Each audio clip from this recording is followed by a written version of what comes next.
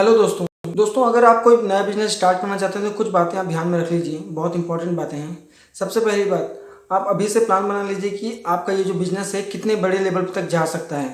कागज़ पर लिख लीजिए, अपनी डायरी पर लिख लीजिए कि जो बिजनेस आप स्टार्ट करने जा रहे हैं या जो बिजनेस करने वाले हैं फ्यूचर में, उसका फ्यूचर किस लेवल तक का होगा वो पहले से आप नोट करके रख लीजिए। दूसरी बात, आप अभी ये चीज़ ध्यान रख लीजिए कि अभी अगर इस बिजनेस को स्टार्ट करना आज के आज जितनी जल्दी हो सके उस बिजनेस को स्टार्ट करना है तो अभी कितनी उसकी लागत लग सकती है, ये चीज़ का आप नोट कर लीजिए। तीसरी बात, अगर इस बिजनेस को कंटिन्यू रन करना है तो इसमें क्या क्या चेंजेस आ सकते हैं और इसमें कैसे कैसे किस तरीके से हम इस पर वर्क करेंगे, इस चीज़ों का प्लानिंग आप पहले से ही कर लीजिए। कोशिश कीजिए किसी भी तरीके का बिजनेस स्टार्ट करने के लिए कर्ज ना लेना पड़े और ये भी कोशिश कीजिए कि आपका जो ये बिजनेस है जो आप करने वाले हैं वो कम से कम पैसे में भी स्टार्ट हो। आप बिल्कुल भी दिखावा में, बिल्कुल भी बड़े लेवल पे करने की कोशिश करने के कारण आप अपने बहुत सारे पैसे इसमें बिल्कुल ना लगा दें।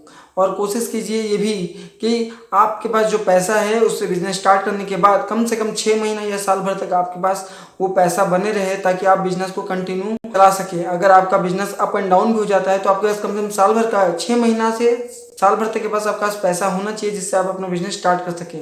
तभी बिजनेस स्टार्ट कीजिएगा, वरना बहुत सारे इसमें प्रॉब्लम आ सकते हैं। कुछ बातें और इम्पॉर्टेंट हैं।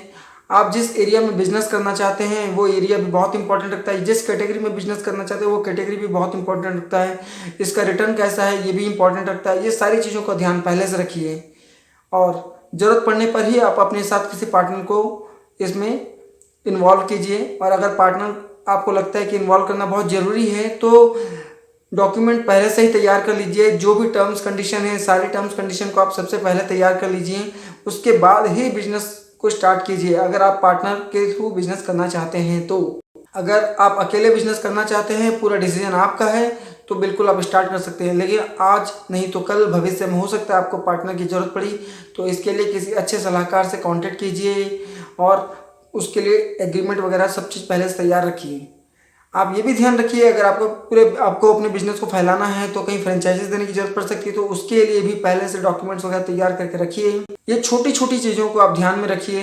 आप अपना बिजनेस स्टार्ट करने से पहले आप जो भी बिजनेस स्टार्ट करना चाहते हैं एक चीज़ बस ध्यान में रखिए, सबसे पहले कम से कम लागत में अपने बिजनेस को स्टार्ट कीजिए। क्योंकि अगर आप कम से कम लागत में बिजनेस को स्टार्ट करते हैं तो आपको ये जानने का मौका मिलेगा कि इसमें क्या क्या परेशानियाँ आती हैं, क्या क्या प्रॉब्लम्स फेस करना पड़ता है, किन किन चीज़ों पर ध्यान देना पड़ता है, कैसे मैनेज करना पड़ता है, किस तरीके से इसमें बिजनेस आता है और क्या इसमें चेंजेस कर सकते हैं, इसमें कब पैसा लगाना चाहिए, कब पैसा निकालना चाहिए, कहाँ कहाँ इसकी एडवर्टाइजमेंट करनी चाहिए, कैसे इसकी मार्केटिंग करनी चाहिए।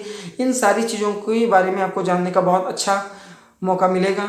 अगर आप स्टार्टिंग में ही बहुत सारे पैसे इसमें इन्वेस्टमेंट कर देते हैं तो हो सकता है कि अगर आपको उसका नॉलेज ज़्यादा अच्छे से नहीं होगा या कोई कंपटीशन ऑलरेडी बहुत अच्छे तरीके से कर रहा होगा तो आपका बिजनेस इस पर बहुत ज़्यादा मार खा सकता है, प्रॉब्लम आ सकती है और हो सकता है कि बहुत लंबे टाइम तक आपका बिजनेस चल पाए या नहीं चल पाए। इसलिए कोशिश कीजिए कम से कम पैसों में स्टार्ट कीजिए ताकि आपका बहुत ज़्यादा इन्वेस्टमेंट से अपने बिजनेस को स्टार्ट मत कीजिए। अपने पास कैश बना के रखिए ताकि ज़रूरत पड़ने पर उसे बिजनेस में यूज़ किया जा सके। आज का वीडियो मैं यहीं स्टॉप करता हूँ। कुछ बिजनेस के बारे में और भी जानकारी चाहिए होगी आपको तो प्लीज़ कमेंट सेक्शन में बताइएगा। लाइक कीजिएगा, शेयर कीजिएगा, चैनल पर नए हैं तो सब्सक्राइब कीजिएगा। Thank you.